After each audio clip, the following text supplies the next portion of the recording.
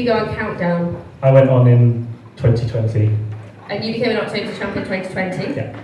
And what year did you go on, Florence? 2021, I think. It's a long time ago now. So 2 Octo champs. Now, if you become an Octo champ, they actually do invite you back to be on what is called the Champion of Champions. And so, because of COVID and all things surrounding that, they kind of delayed it a little bit, haven't they? And you actually went up against each other in the Champion of Champions. Where did you actually meet? We met for the first time while we were still in school. Of all places, in Hungary. Neither of us went to school abroad. We both went to school in the UK, but we met in Hungary on a maths camp. Great. So you met in Hungary and then continued your romance in Cambridge. Yeah. Okay. So you both did maths, and then after you graduated, what was next? We got married. Something that you went to from being quite young, Sam? No, not at all. I didn't go to church, I think, even one time growing up. My family were not religious in any way. In fact, they maybe actively discouraged it. I have a memory of coming home from school when I was very young, I think in reception or year 1.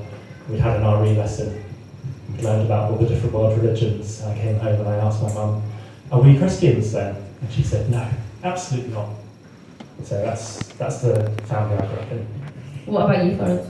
I grew up in a family that at least called themselves Christians.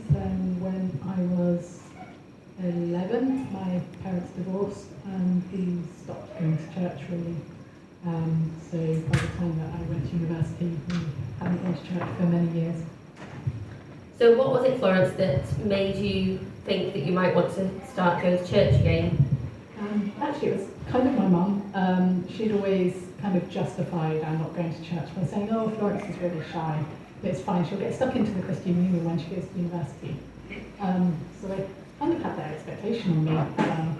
So I decided to join the Christian Union as soon as I started university, and it became pretty obvious pretty quickly that if I was going to join the Christian Union, I ought to go to church too. So I started going to church at the beginning of university pretty much, and thankfully we went to a church where the Bible was preached pretty clearly. And so, Sam, did you start going along at that time as well? Tagged along, dutiful boyfriend. Okay. So this was my girlfriend's going to church, I better go along with her, see what it's all about. Yeah, at first. At first, so what happened next? Well, Florence had just started going to a Bible study group at the church. This is a group, I had a friend at university called Nathan, he'd been inviting me to this group every week since starting university, and I'd always said no to him. But then Florence started going to it, and she said, "Actually, Sam, I think you would really like this. It's really interesting. We're learning a lot from the Bible. There's stuff I never knew here, and it's right up your street. You should definitely come." So I thought, well, if I'm not going to listen to Nathan, I should listen to my girlfriend. So I went and I joined a group that was studying. Well, that term they were studying Revelation. If you know anything about the Bible, it's a interesting choice of first book to study. But I did, Florence was right, I really enjoyed learning from the Bible, learning actually for the first time what it really meant to be a Christian. And at some point during that term, the leader of that group said to me, "You're coming every week, you're answering the questions well, you clearly understand what the Bible's teaching you, but do you believe it?" And it was at that point I sort of stopped and thought, yeah, I didn't think I was the sort of person who would believe the Bible, but here I am, and you've asked me the question, yes I do. So Florence, at this point, what were you thinking about what it meant to be a Christian? So as I said, we joined a church which thankfully preached the Bible clearly. From there I learned that I was a sinner, that I had turned away from God, that I needed to be forgiven, and that Jesus had taken the punishment that I deserved by dying on the cross for me. And it really hit me at some point in the first couple of terms at university. I remember some verses. As far as the east is from the west, that's how far he has removed our transgressions from us. And when I was hit by that, I suddenly realised what it meant to have been forgiven, and decided to put my trust in Jesus. I think that was sometime in my second term at university. So by then I started going on to Bible study, getting involved, and trying to learn more about the Bible, and kind of forcing Sam along to me. So I guess that means that from that point onwards, your life has been a bed of roses and you've been perfect, you've never made any mistakes. Is that right? Absolutely not.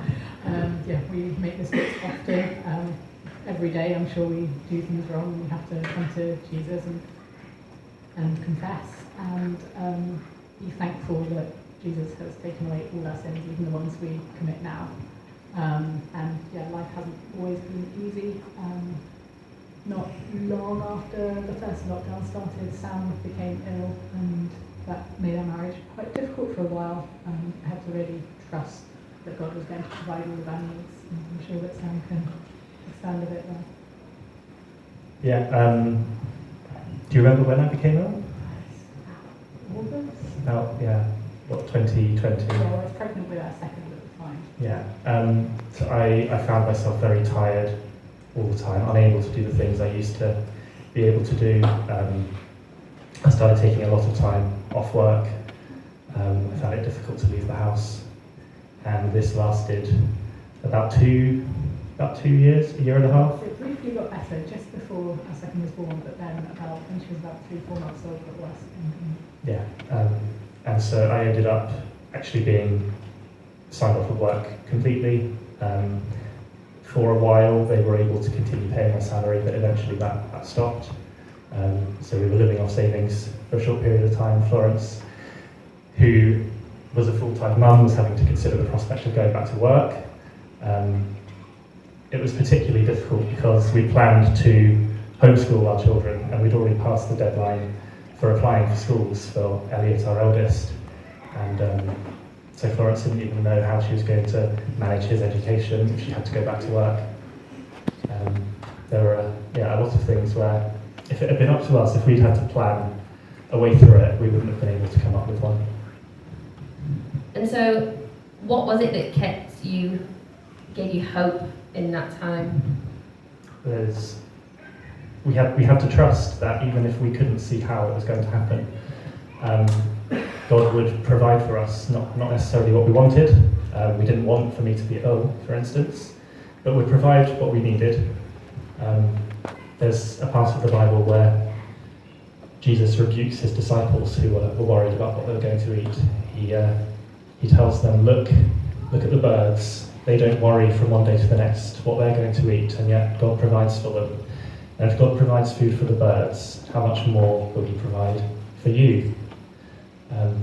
And so we had to live by that.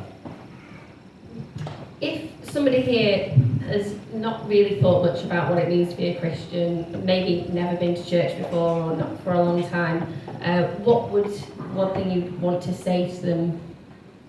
What would that be? I can tell you what I would have said to myself, because I know I came at it with the misconception that it was just like plenty of other religions, in that there were a list of rules that you had to keep, and you had to try hard to keep them, and if you kept them well enough, then you would be in, and if you didn't keep them well enough, then you were out.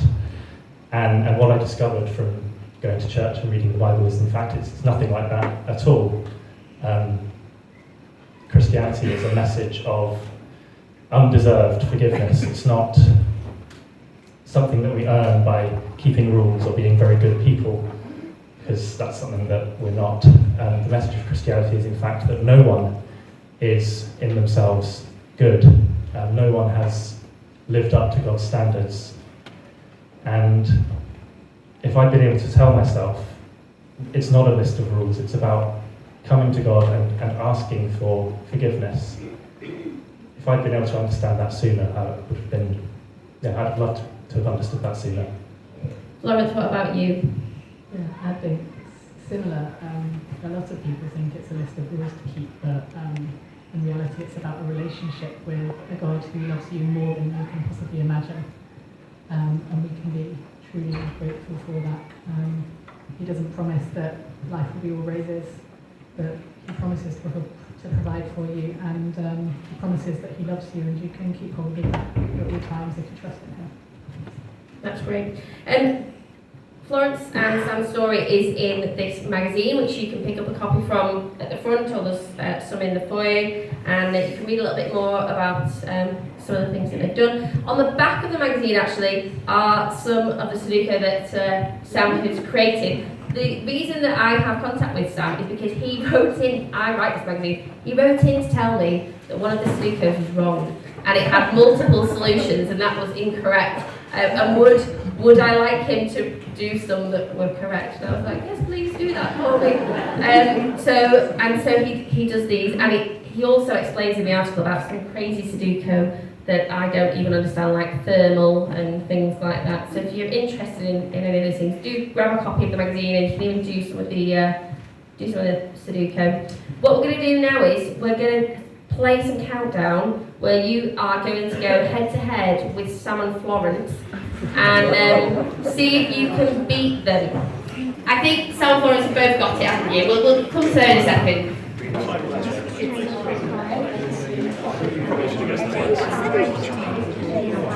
Leah got 7. Whoa, well done, Leah.